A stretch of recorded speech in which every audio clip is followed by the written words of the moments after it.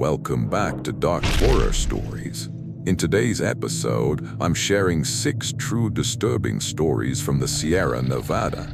These are tales of people who ventured into remote trails, granite basins, old camps, and forgotten cabins and found something they were never meant to see. Make sure to hit that like and subscribe button and let me know where you're watching from in the comments.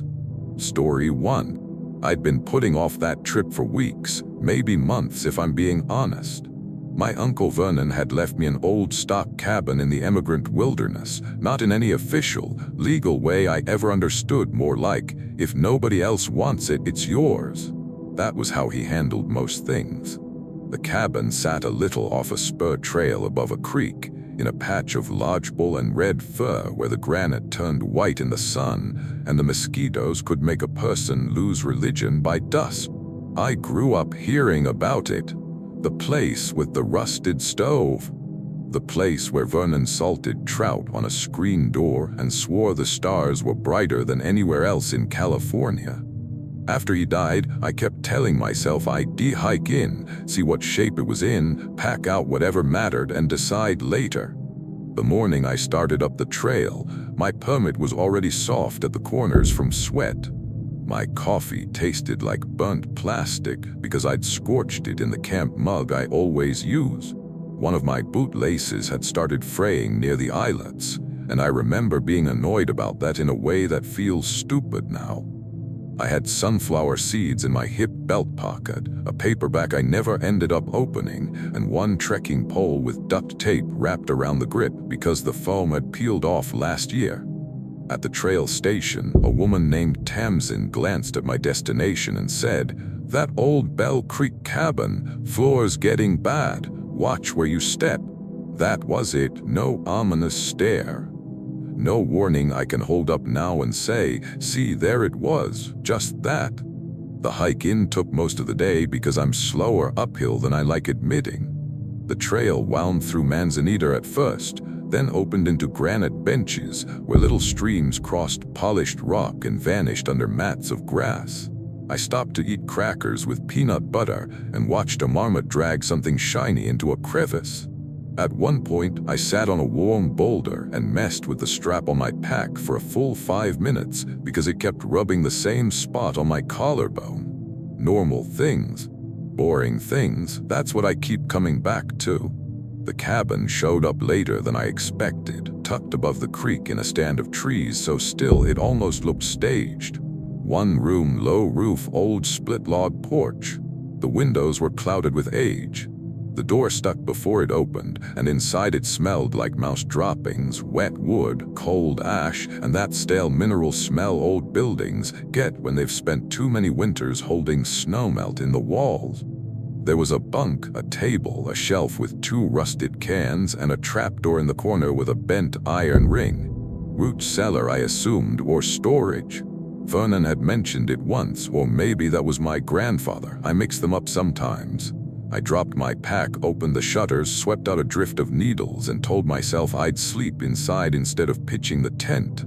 Safer from weather, easier. I wasn't uneasy yet, not really. But I also wasn't relaxed. That's the closest I can get to it. The first odd thing was the tapping, just a light, hollow knock from under the floor near the bunk. 1, then 2, then a pause. I stopped unpacking and listened. Nothing. I remember actually laughing at myself because cabins in the mountains are never quiet. Wood shifts, squirrels get in the walls, pine cones hit roofs. I said out loud, "You're not doing this," like I was talking down a skittish horse. Then it came again. Knock, knock, knock. I got down on one knee and peered under the bunk. Dust, a dropped spoon, old pine needles, mouse pellets. No movement. The floorboards had narrow black seams between them. That was all. I spent the next hour doing practical things. I filtered water from the creek. I ate instant chili that tasted mostly like salt. I hung my food. I found one of Vernon's old enamel plates behind the stove and rinsed it off for no reason except touching something he'd touched made the place feel less empty. Dusk came down, blew through the trees. I lit my headlamp, then turned it off because I hated the way the beam flattened everything. The second thing was the cold. There was one patch of floor near the trapdoor that felt wrong underfoot, not cool from shade, not damp, just cold in a way that made my calves tighten. I stood on it twice to make sure I wasn't imagining it. The rest of the cabin held the day's warmth, but that square felt like stone pulled from deep water. I told myself there had to be a draft from below. That was reasonable. That's still reasonable. A little later I heard something outside circle the cabin once, slowly enough that I could count the footfalls. Not 4-beat animal movement. 2, then a pause, then 2 more. I went to the window and saw nothing except my own dim reflection and the black stripes of tree trunks beyond it. The creek kept going below the slope, loud enough to blur distance. I remember wishing for wind. Wind would have made everything easier. I barred the door mostly because the latch was loose and I didn't want it banging open at night. Then I crawled into my sleeping bag on the bunk with my knife in the side pocket and my headlamp around my wrist. I'm not generally dramatic. I was trying to be sensible. I must have dozed for a little while, not long. What woke me was the feeling that someone had put their hand under the mattress beneath my calves. I jerked upright so hard I smacked the wall. The bunk frame shuddered. For 2 or 3 seconds I sat there breathing through my mouth, waiting for a rational explanation to arrive. Maybe a spring, except it was a plank bunk. Maybe a mouse, too strong. Maybe I dreamed it. That's what I went with first. Then the tapping started again, not under the floor this time, under me. One fingernail at a time, moving along the underside of the bunk slats. Slow, deliberate, like someone reading in Braille. I got off that bunk so fast I nearly rolled my ankle. My headlamp beam shook all over the room, catching the table, the stovepipe, the trapdoor ring, the plank walls. The tapping stopped. I stood there with the knife open in my hand, feeling stupid and furious and scared in equal parts. I told myself I was leaving. Right then. I'd grab my pack, go down to the trail, maybe hike by moonlight, maybe pitch the tent near the creek. Anything but stay in that room. I bent to snatch my spoon from under the bunk before I left, and that's when I looked through one of the floor seams. There was an eye looking back at me, not up from the root cellar opening, not from the doorway, directly beneath the boards, pressed so close I could see the pale rim of skin around it and the gray grit caught in the lashes. For 1 second I thought it was human. Then the eyelid slid shut sideways. I made a sound I've never made before or since. I stumbled backward and hit the table hard enough to knock my stove over. The eye opened again, not blinking now, just watching. A hand came up into the gap next to it, the fingers too long, too thin, bent at joints that looked loose, almost boneless. One nail tapped the underside of the floor. Then the trapdoor in the corner lifted from below, just an inch at first, then more. The bent iron ring twitched. Wood scraped wood. A smell came out of it like wet limestone and old pennies. I did not stay to get a better look. I grabbed my pack by one strap and made it to the door in 2 steps, but the bar caught, and for half a second I thought I was going to die because my own shaking hands couldn't lift a piece of wood. Something behind me slid across the floor, not walking, sliding. I got the door open and ran downhill without the poles, without my food bag, without my stove. Branches whipped my face. My pack kept slamming against one hip because only one strap was on. I could hear something coming behind me in short rushes, then silence, then another rush. When I hit the creek, I didn't think about boots or current or how stupid it was in the dark. I splashed straight through and nearly went down on the far bank. Whatever had been following me stopped at the water. I know how that sounds, and I'm not saying it as a rule or some kind of lesson. I only know what happened once. I turned with my headlamp and caught it for maybe a breath. A pale shape crouched among the roots on the opposite bank, shoulders too narrow and arms too long, skin tight over a face that seemed unfinished around the mouth. It was holding one hand against the bark of a pine like it needed support. Then the beam shook off it, and when I forced myself to look again, it was gone. I spent the rest of the night wedged between 2 granite boulders above the creek, wrapped in my sleeping bag with my boots on, listening to occasional taps from the far side of the water. Always in threes, sometimes closer, sometimes farther upstream. At dawn, I went back for exactly 3 minutes, enough to get my food bag and one trekking pole from where I dropped them outside. The cabin door stood open. The trapdoor inside was shut again. I didn't go in. At the trailhead, when I finally sat on my bumper and took off my pack, I found 5 chalky streaks across the inside of the sleeping bag footbox. They started near where my ankles would have been and dragged downward, as if fingers had pressed from inside the fabric while I slept. I washed that bag twice. The marks never fully came out. I still have the cabin key in a kitchen drawer. Every now and then I think about mailing it to somebody just to be rid of it. I never do. Part of me still feels like if I give the key away, I'm admitting something waited under that floor long before I got there and maybe still does. Story 2. The eastern side of the Sierra has this way of making distance feel dishonest. Everything looks close enough to touch until you start walking, and then the switchbacks keep unrolling and the trees thin out and the air gets sharp in your chest. Layla and I went in from Onion Valley in late September, after the families had mostly cleared out and before the weather got serious. We'd done shorter trips before, but this one was supposed to be our grown-up backpacking weekend. Better gear, lighter packs, a route we'd planned ourselves, little titanium stove and all that. Layla had found an old cut-off trail on a map, barely marked, leading toward a shepherd camp below Kearsarge. She liked old routes, said they felt more honest than polished ones. I liked Layla because she made bad ideas sound organized. She had an orange bandana wrapped around one wrist, a tiny brass compass clipped to a sternum strap, and a bag of sour gummies she never shared until the second day. I had a sunburn line across the back of my neck, a spork with one tine snapped off, and boots that squeaked every time I stepped on smooth rock. We stopped an embarrassing number of times for coffee. Mine was awful. Hers somehow tasted good no matter what water she used. At the trailhead, an older guy filling jugs from his truck asked where we were headed. When Layla mentioned the cutoff, he squinted a little and said, "Sound carries strange in there." Then he shrugged like he'd said too much and shut his tailgate. That was all the warning we got, if it even was one. The main trail was busy at first. Day hikers, dogs, people in brand new boots. Then the traffic dropped off and the granite opened around us in long, pale slabs with wind-polished pines clinging wherever they could. We found the cutoff by mistake, honestly. Or maybe not by mistake. It looked like a game trail at first, then a real path once we committed, though narrower than I expected and brushed over in places with willow and bitterbrush. We joked about becoming one of those stories where 2 idiots ignore the obvious route and spend the night regretting it. By late afternoon, we reached a basin with a little tarn, some foxtail pines, and the remains of a rock ring where somebody had camped years ago. It was quiet in a way I liked at first. No distant voices, no tent zippers, no clank of bare cans.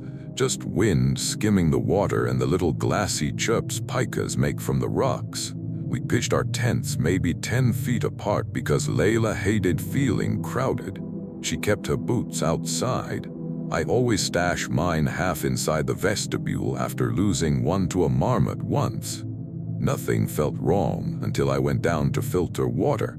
I was maybe 30 yards from camp, crouched by the outlet stream, when I heard Layla call my name from uphill behind me. Not loud, just conversational. "Owen." I turned around and saw her at camp, bent over the stove, not even looking my way. I actually watched her knock a fuel canister with her elbow and mutter under her breath. Her mouth was moving, but whatever she said, I couldn't hear it over the water. I told myself it had to be another hiker. Simple, sound bouncing off rock. The basin had weird acoustics. I even remember smiling because of what the guy at the trailhead had said. Sound carries strange. When I got back, I asked if she'd called me. "No," she said. "Why?" I explained, and she gave me that expression she used when deciding whether to mock me or take me seriously. Maybe the mountain likes you. That should have been the end of it. We ate couscous with tuna, watched the alpenglow turn the ridgeline pink, and played 2 hands of cards on a flat rock. I lost. Layla rubbed at a hot spot on her heel and said she should have changed socks earlier. I remember the exact stupid detail of a gummy worm melted into the corner of the card deck wrapper. That's what I mean. Normal little scraps of memory, then this one thing sitting in the middle like broken glass. After dark, while we were brushing our teeth, I heard my own cough from somewhere across the basin. I hadn't coughed. Layla looked up immediately. "Did you hear that?" This time there was no rational explanation that arrived fast enough. I still tried. Another camper maybe, echo maybe. Some sound getting whooped by the bowl of the basin, but it had been my cough. The dry little throat clear I do without thinking. Exactly that. We both laughed after a second because the alternative was packing up in the dark over a noise. We zipped into our tents and kept talking for a while through the nylon, which people do when they're pretending not to be rattled. Sometime later I woke because I needed to pee. The moon was high enough to silver the whole basin. Layla's tent was a gray shape next to mine. Her boots were where she'd left them. As I unzipped my bag, I heard her voice from outside my tent, close enough that I thought she was crouched by the vestibule. "Owen," she whispered, "zip me up. My hands are cold." I pushed myself onto one elbow and answered without thinking. "What?" The voice came again, same sleepy, irritated tone Layla used first thing in the morning. "Zip me up." Then, at the exact same moment, from inside the other tent, Layla screamed my name. I don't remember grabbing the headlamp. I remember the light hitting her tent wall from the inside as she thrashed for the zipper, and I remember being halfway out of my own tent when something moved between us.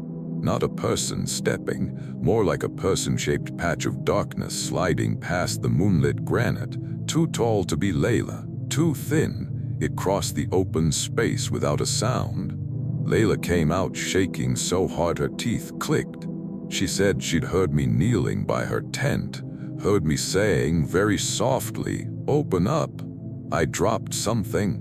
I was still holding my own zipper pull. We stood there whispering at each other like that would somehow help. I said we should leave.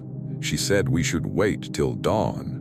Then from up the slope, maybe 20 feet above us among the foxtails, my voice said, perfectly calm, "Don't go down." My mouth went dry so fast I could barely swallow. Layla turned her headlamp uphill. The beam caught tree trunks, rock, and for half a second something crouched in the fork of a pine. Long arms hugged the trunk. The face looked blank except for the mouth, which was slightly open and hardly moving at all, while voices came from elsewhere in the basin. My cough, Layla saying my name, the older guy from the trailhead saying sound carries strange. All of it drifting around us from the dark. That was enough. We didn't even collapse the tent. We stuffed sleeping bags into packs loose, left the stove, left the cards, left one of Layla's boots because neither of us noticed until later. We killed our headlamps after 50 yards and cut across the talus because I had this sudden certainty that if we stayed on the path, whatever it was would keep pace with us just out of sight. That descent is mostly scrapes and panic in my memory, hiding behind boulders when a voice came too close, moving only when the basin fell quiet. Layla gripping my sleeve so hard I had crescent marks the next day. Once, from somewhere downslope, I heard my mother say my childhood nickname. She's been dead 9 years. I didn't acknowledge it. I don't know if that mattered. Near dawn, we reached the main trail and practically ran the rest of the way to the parking lot. There were other cars, a dog barking, a guy making oatmeal on a camp stove. The ordinariness of it made me feel dizzy. Layla realized then she had her phone still recording in her jacket pocket. She turned it on when the second voice started, maybe thinking we'd laugh about it later. There were 19 seconds of audio, wind, our tent fabric rattling, then my voice, close and clear, saying, "Layla, open up." I was in my tent when it said that. She never went back for her other boot or the rest of our gear. Neither did I. Every so often we text about other things, birthdays, jobs, who got married. We do not text about that basin. But last year, completely out of nowhere, she mailed me my snapped plastic spork. No note, just the spork in a padded envelope, scratched all the way down one side like something had tried to sharpen it. Story 3. There are parts of the Sierra that feel clean in a way I don't entirely trust. Too clear, too sharp. Sabrina Basin was like that when Nico and I went in, all bright water and white granite and sky so blue it almost looked fake around the edges. We deplanned the trip because we were both between things. He'd just gotten dumped, I just quit a job I hated, and for some reason that made a 4-day backpacking loop sound therapeutic. That's how people talk themselves into sleeping on rocks. Nico brought a tiny rod tube strapped to his pack, because if there's fish within 10 miles, he takes it as a personal challenge.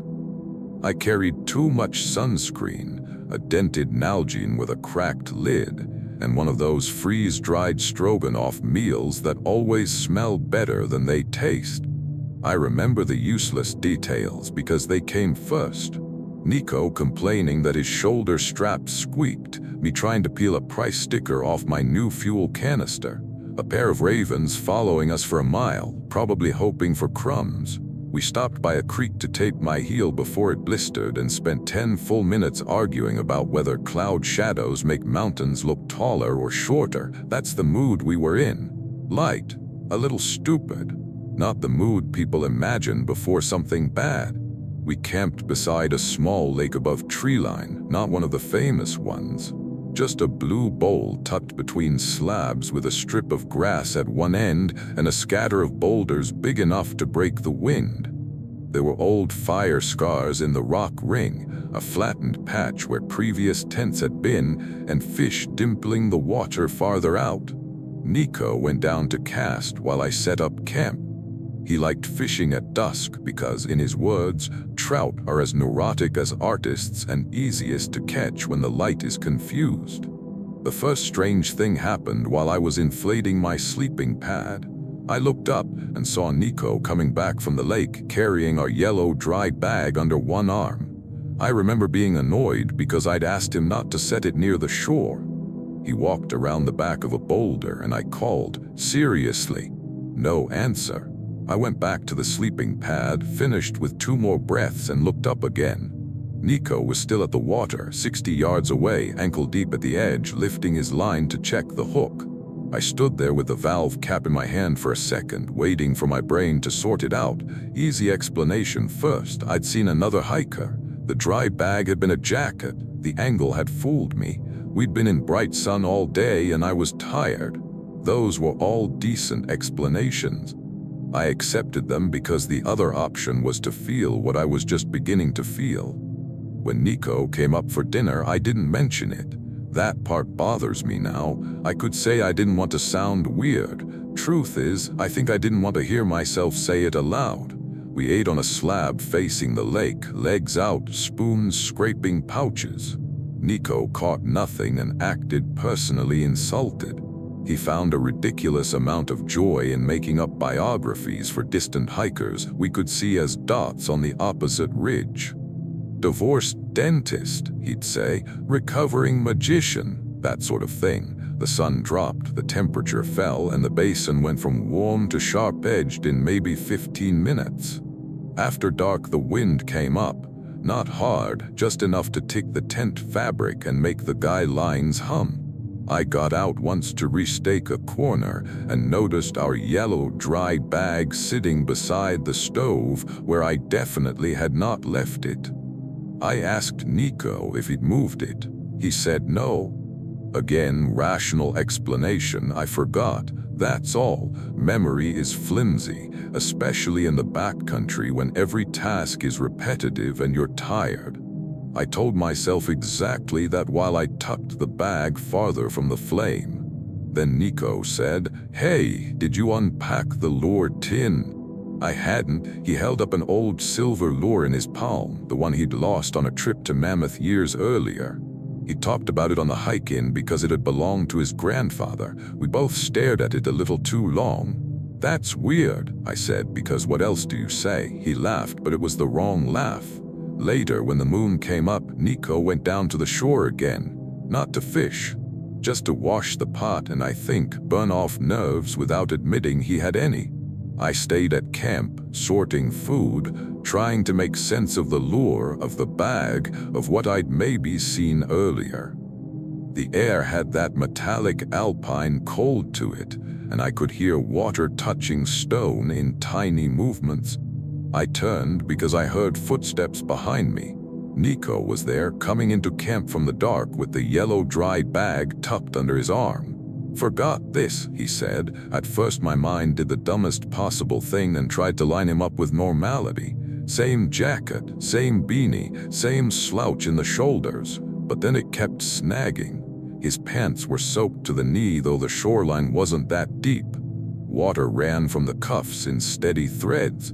And when he smiled at me, a small silver fish slid between his teeth, dropped onto the dirt, and flopped once by the stove. I did not scream right away. I think the brain protects itself for a beat. I just stared while it opened its mouth a little wider, like it expected me to laugh too. From the shore behind it, Nico shouted, "Brielle!" The thing by my stove turned its head toward the voice, and the turn kept going past where a neck should stop. Not far, not movie style, just enough. Enough to make every muscle in my back draw tight at once. I backed up. It looked at me again, and now I could see lakeweed caught in one eyelash and the skin around the eyes puckered pale, like it had been in cold water too long. The dry bag under its arm sagged oddly, heavy with something that knocked softly against itself. "Nico," I said, though I don't know which one I meant. The real Nico came scrambling uphill, pot still in one hand. He saw it and stopped dead. For half a second the two of them were in the same frame of my vision, and I think that's what finally broke my body loose. I grabbed the boiling water pot off the stove and threw it. The water hit its chest and face. It didn't recoil like a burned thing. It recoiled like something surprised by heat at all. The mouth opened. I saw more of the fish inside, silver and twitching in the dark wet of it. We ran, not downtrail at first, straight over the talus, because neither of us could bear passing close to the camp again. Nico dropped the pot. I dropped one pole. Something moved behind us with a dragging, sloshing sound, then a series of quick steps over rock that were too light for a person. We didn't look back until we'd crossed the outlet stream. When we did, it was standing at the far edge of camp beside the stove. Moonlight hit it enough to show the outline and nothing more. It bent, picked up the yellow dry bag, and held it against its chest like a child. We made it to a lower lake before dawn and sat among other campers like shell-shocked idiots, not saying anything useful. At first light we hiked out without breakfast, without half our gear, without the rod tube because Nico had left it leaning against a boulder.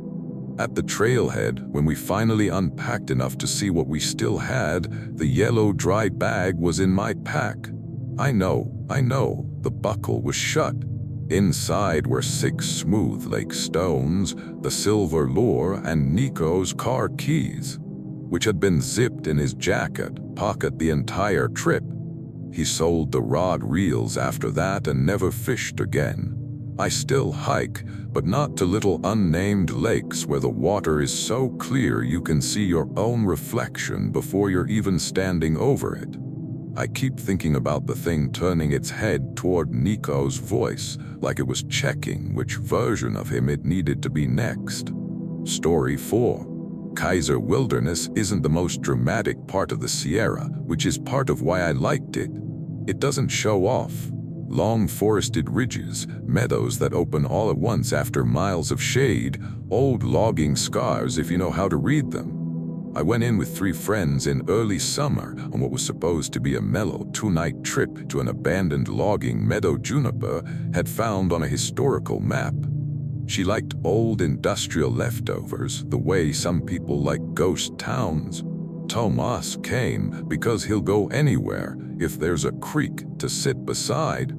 Elsie came because she had a new camera lens and wanted tree mood shots, which she said completely straight-faced.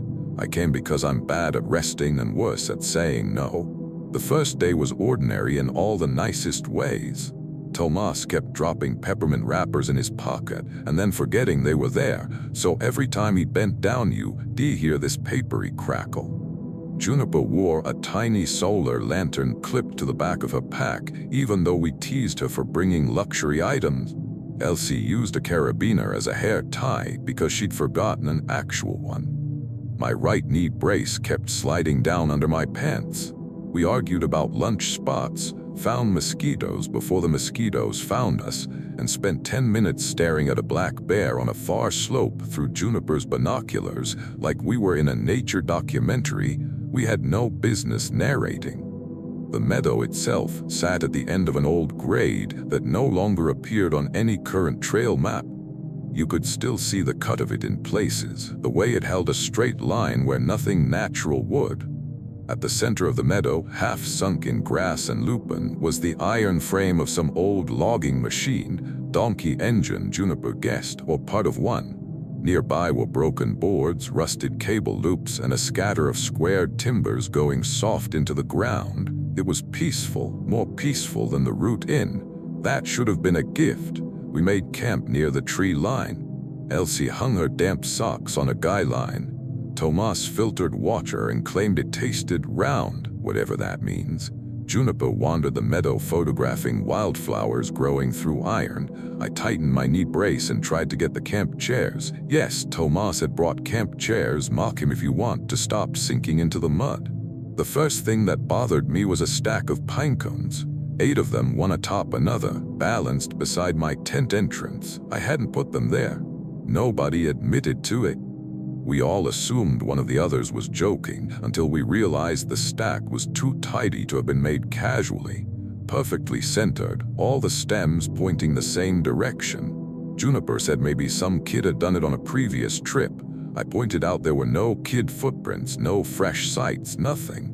Then I heard myself and hated how quickly I was turning a pinecone stack into a concern. So I kicked it over and let that be the end of it. Around sunset, the tapping started. Small stones striking wood one at a time. Click, pause, click, click. It seemed to move around camp without anyone visible causing it. We checked the trees for squirrels. We checked the old equipment for loose metal catching in the wind. There wasn't much wind. Tomas said it could be cones falling on boards. Elsie said the rhythm sounded intentional. Then she apologized for saying that, like she'd brought the mood down. After dark, while we were sitting with headlamps off to watch for stars, something tossed a pebble that landed in the center of our stove lid with a clean little ping. We all heard it.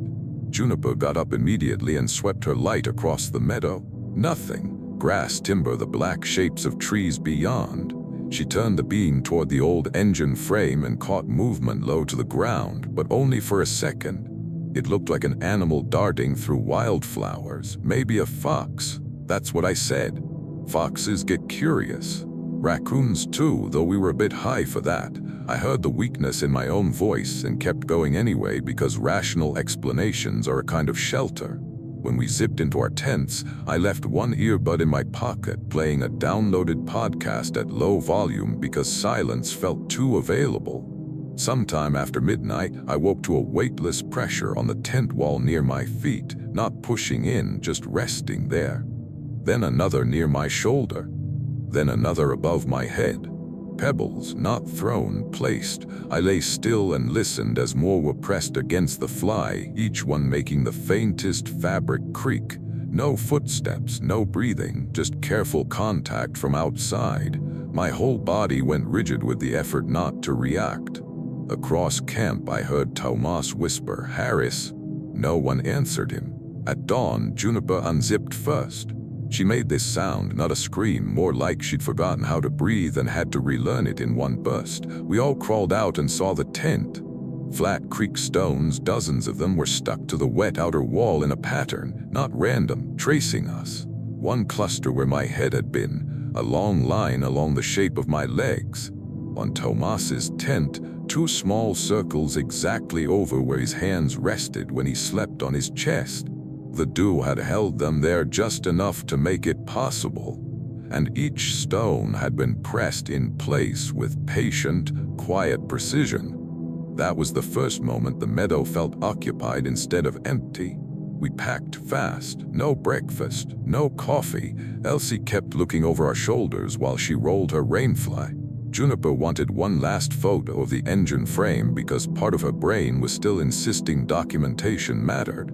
She got about 10 steps into the meadow before she froze and raised one shaking arm without turning around.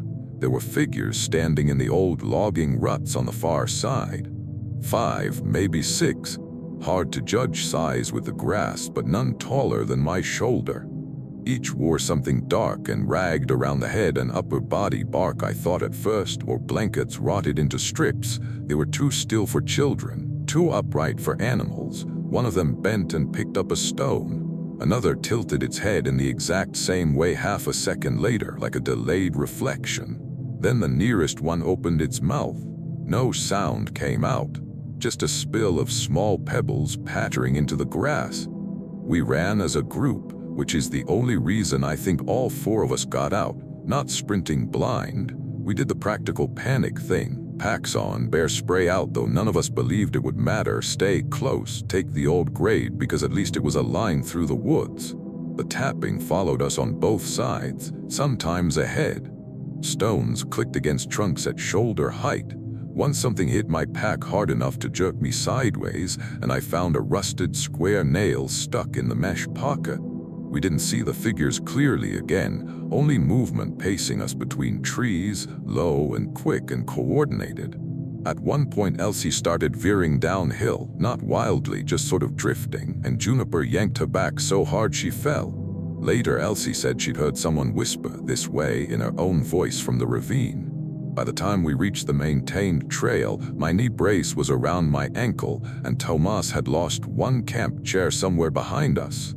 Nobody went back. We got to the lot by mid-afternoon and sat on Juniper's tailgate drinking warm electrolyte packets mixed in water bottles because it was all we had left. That night, after showering off meadow mud and pine pitch, Juniper checked the log from her satellite beacon. She'd left it clipped inside the tent all night. Between 1:12 and 3:03 a.m., it had recorded 10 movement pings circling our campsite in a rough ring, as if the device had been carried from point to point around us and returned to the same spot before dawn. She showed me the map once. I asked her to delete it. She said she did. I don't think she did. Story 5. My Aunt Rowena used to ride pack mules into the Sierra until her knees gave out and the mules got sold off. She had this dry, unimpressed voice that made every story sound like a correction, even when it was something beautiful. "The high country's not friendly," she'd say. "It's just not always paying attention to you." After she died, my mother asked if I would hike a little way up the old sheep route above Sonora Pass and scatter some of Rowena's ashes near a ruined camp she loved when she was young. Not at the lake, not at the lookout, but at the camp. She was specific, my mother told me, in that tone families use when specificity becomes a burden. So I went. I wasn't eager about it. That's important. I wasn't chasing thrills or proving anything. I had Rowena's ashes in a cloth pouch inside my pack, a folded topo map she'd marked in blue pen decades ago, a heavy aluminum mug clipped to one side because I couldn't find my lighter one, and a bag of dried apricots I kept meaning to eat and never did. My chapstick vanished somewhere during the first mile. My shoulder strap rubbed wrong. The weather was clear enough to make me trust it too much. The route wasn't an official trail after a point, just an old line through open timber and sagey slopes where livestock had once passed enough to remember the way. I found the first stone corral by noon. By 3, I found the second, lower, half-collapsed, with weathered posts leaning like bad teeth and the rusted frame of a mule bell hanging from one beam without a clapper. According to my aunt's map, the camp was just beyond that. On the back of the map, in a ugly block handwriting, she'd written, "Do not cross second corral late." No explanation. I laughed when I saw it because Rowena had been exactly the kind of person to jot down a command without bothering with context. She also believed oatmeal fixed almost everything and once told a mechanic he had the posture of a liar. I took the note as one more Rowena thing, a superstition maybe, a habit from packing stock after dark. The sun was still above the ridge anyway, though lower than I liked. Beyond the corral, the ground changed. The grass thinned. Flat stones lay half-buried in arcs that looked almost arranged. There were old iron rings driven into granite, a scatter of milk pan fragments, and a stand of lodgepole pines so straight and close together they made the air feel narrower. The camp itself was little more than a foundation, a fallen stove pipe, and the remains of a canvas platform long since turned to strips. I made tea because doing something with my hands felt right. I sat on a rock and drank it from the aluminum mug while reading the same contour lines on the map over and over. A breeze moved through enough to stir the dry grass, and somewhere deeper in the trees a bell rang once. I looked up expecting cattle. Nothing, just timber. Rational explanation. Wind caught some old metal. Easy. A few minutes later it rang again farther off, then another answered from a different direction. Not loud, thin and rusty, like the sound had to force its way out. I got to my feet and listened hard. The air smelled dusty and sun-warmed, with that faint wool smell old stock camps can keep for decades. I remember thinking maybe there were still bells in the trees from old pack lines, maybe a branch had shifted. Maybe several branches had shifted. It wasn't a good explanation, but it was enough to keep me from turning around immediately. I scattered Rowena's ashes beside the foundation where the map mark ended. I said a few things I'd planned to say and forgot half of them. The ash blew back on my boots. By then the light had flattened into that dull gold just before evening, and I knew I'd either have to hike out fast or bivy near the lower corral. I chose to leave. At the second corral, I realized the mule bell frame hanging from the post now had a clapper. It was a short length of bone, white as chalk, tied on with horsehair. I stopped dead and stared at it for so long my calves started shaking. There are explanations for finding bones in old camps. Plenty. Animals drag things. People leave ugly jokes. Someone could have done it years ago and I simply hadn't noticed. All true, all possible. Then the bell rang without moving. The frame stayed still. The bone stayed still. But the sound came out of it anyway, one dull note, and inside that note, faint and wet, what sounded horribly like a woman letting out a tired breath. I backed away from the corral. That's when I saw the frost, not everywhere. Just in one long human-shaped patch inside the enclosure where the evening shadow had reached first. The grass around it glittered white. The shape itself did not. It was as if something had lain there all night and kept that outline warm. I wish I could say I stayed rational after that. I didn't. I left the trail entirely and cut downhill toward a shallow drainage because lower felt safer, more open. I could hear bells moving through the timber above me, keeping pace without clanging against one another. Measured. Deliberate. When I hit the dry creek bed, I found another line of flat stones laid across it from bank to bank. I stepped over them anyway. The air behind me changed, not colder, denser, like walking from an empty room into one where someone has been waiting a long time. I turned and saw her, if her is even the right word, standing on the far side of the stone line near the corral trail. She was tall in the way hanging blankets are tall when you drape them over a ladder, layered in strips of old wool or hide or something that moved too little in the wind. Buzz and cheatgrass were caught all through it. One arm hung wrong, longer than the other, with fingers wrapped in dark hair like reins. I could not see a face clearly, only the suggestion of one under the folds, except for the mouth, which sat too low and slightly open as if sewn on in the wrong place. She didn't come closer at first. She just raised one hand and pointed back toward the camp. That gesture scared me more than if she'd rushed me. I said no out loud to nobody sensible. The bells started again, now all around the drainage, though I could still see no animals, no lines, nothing but sage, rock, and darkening timber. The figure took one step forward. The strips hanging from her shoulders shifted, and I realized they weren't cloth at all, but lengths of old pack straps, cracked leather, and matted hair. I ran downstream, not uphill to the trail, not back to the corral. I stayed in the wash, stumbling over rounded stones, ducking under willow, following the shallow cut as it twisted through the slope. Twice I heard the bells ahead of me and had to double back around granite outcrops. Once I looked behind and saw the figure standing on the bank above, not chasing, just appearing where I was about to go next. That was worse. The sense of being guided. Eventually, the wash split around a granite knob, and I wedged myself into a narrow space between boulders barely wider than my shoulders.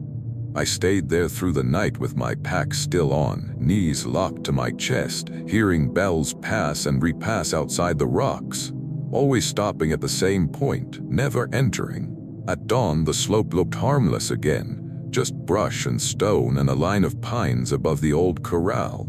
I hiked out with cramped legs and that peculiar tiredness fear leaves in the joints. When I got to my car, the pouch that had held Rowena's ashes was sitting on the passenger seat.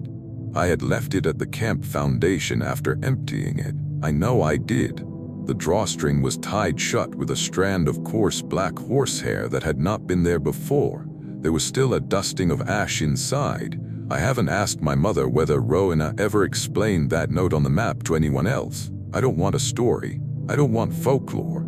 I only know there are places in the Sierra where old routes don't stop being used just because the animals are gone. Story 6. By October, the Sierra starts feeling selective. The same places that were generous in July, water everywhere, people on every switchback, dogs splashing in lakes, turn spare and watchful. I went out alone near Pute Pass after the season had thinned because I thought solitude would do me good. That sounds dramatic, but really I'd had a bad summer and wanted a place where nobody expected anything from me. I had a cheap digital watch that had already fogged once from condensation, a packet of miso soup in my food bag, a lighter with a cracked wheel, and a paperback mystery I'd been pretending to read for 3 months. One heel of my right sock had worn almost transparent. I noticed that in camp and remember thinking I should throw the pair out when I got home. Things like that are hard to reconcile with what happened next. I set my second night near an old research shack or weather hut. I'm not even sure what it had been. Not much more than a one-room box on skids tucked against a granite shoulder above a creek, with an antenna bent sideways and a door that still latched. It wasn't marked on my current map, though I'd seen it once years before from a trail and remembered it as a curiosity. The windows were boarded from the inside except for one narrow slot near the roof. I debated sleeping in my tent anyway, but a front had moved in thin clouds from the west and the wind was getting mean. So I used the shack. Inside were 2 shelves, an old cot frame without canvas, and a metal emergency radio mounted to the wall with a crank handle and a dead flashlight attached. I opened my sleeping bag on the floor, ate ramen dry because I was too lazy to boil water yet, then changed my mind and made the miso. The soup smelled vaguely like wet cardboard. I spilled some on my thumb. Mundane, useless things. That's how the evening began. The first weirdness was the time. At what I thought was a little after 8, I checked my watch. 8:17, I read a chapter, listened to the wind push at the shack, then checked again. 8:19, I laughed, tapped the watch face and held it to my ear. Batteries die weird in the cold, that's all. Later, after what felt like an hour of drifting sleep, I checked again. 8:17, that bothered me enough that I sat up fully and turned on my headlamp. The shack looked smaller than before. Same dimensions, obviously, same shelves, but the corners seemed farther back in shadow, like the beam was getting absorbed before it hit them. I cranked the emergency radio, partly to reassure myself it still worked, partly because human noise sounded appealing. Static, then faintly a voice. "Mine, Gideon," it said, breathless and close. "Whatever knocks after 3, don't answer the third one." The radio crackled and went dead. I stayed very still with the crank handle in my hand, trying to find a reasonable ladder back down into reality. Pre-recorded emergency message? Impossible, it had my name. Some weird half-dream? Maybe I was alone, tired, and high enough that sleep can get slippery. That was the explanation I chose because I needed one immediately. I turned the radio off even though it was already off. Outside, the wind dropped completely. No branch movement, no creak sound, just a kind of padded silence pressing at the walls. Then came the first knock, not on the door, on the left wall beside my head.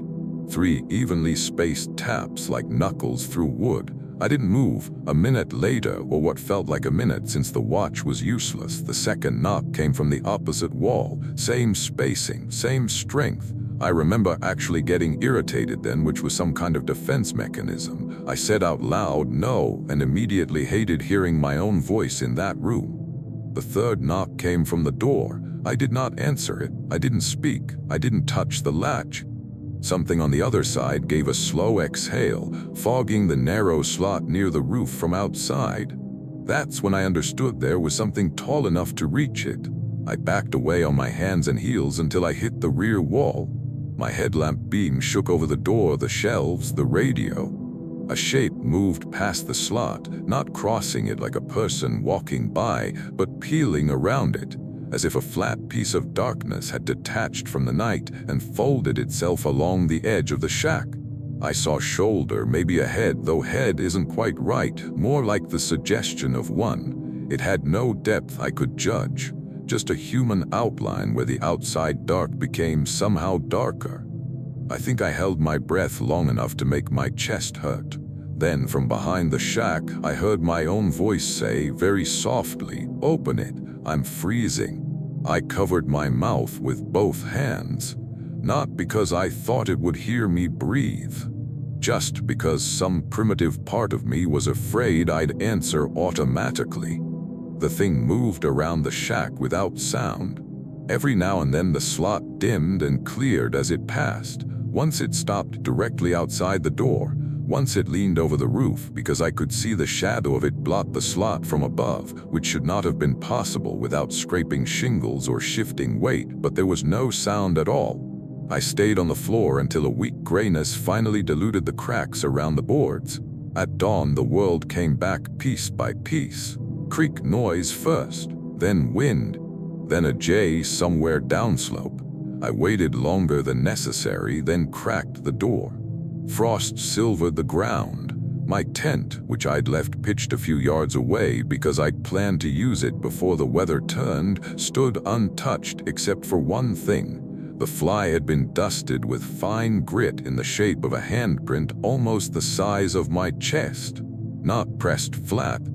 Finger marks only, as if something had curled its hand over the ridge line of the tent and then lifted it away. I packed without eating. My watch still read 8:17. The hike out was a blur of looking over my shoulder and being embarrassed at myself for looking over my shoulder. Nothing chased me, nothing called out. By noon I hit the main trail and passed a couple headed in with spotless packs and that cheerful first day energy. I almost told them about the shack. Instead, I asked if they knew whether it was still on the map. They said there was no shack up there. Hadn't been for years. Avalanched off the slope, they thought, or maybe burned. They weren't sure. At home, 2 days later, I uploaded the photos from my camera. Most were what you'd expect: Skyline Creek, one blurry marmot, my boot beside some frost.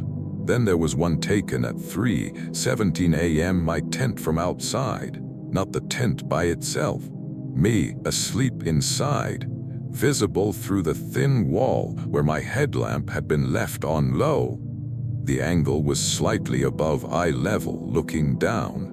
In the top right corner of the frame, just entering it, was the edge of the shack door standing open. I had slept in the shack all night. I deleted the photo. Then I recovered it from the trash just to make sure I hadn't invented it. It's on a hard drive in my desk now. I haven't opened it in over a year. I keep thinking about that voice on the radio warning me not to answer the third knock, and how scared I am of the version of events where I did. Thanks for watching. If you enjoyed these stories, hit that like button and subscribe for more. Let me know in the comments which story unsettled you most, and share this with your friends who love a good scare. Until next time, stay safe out there.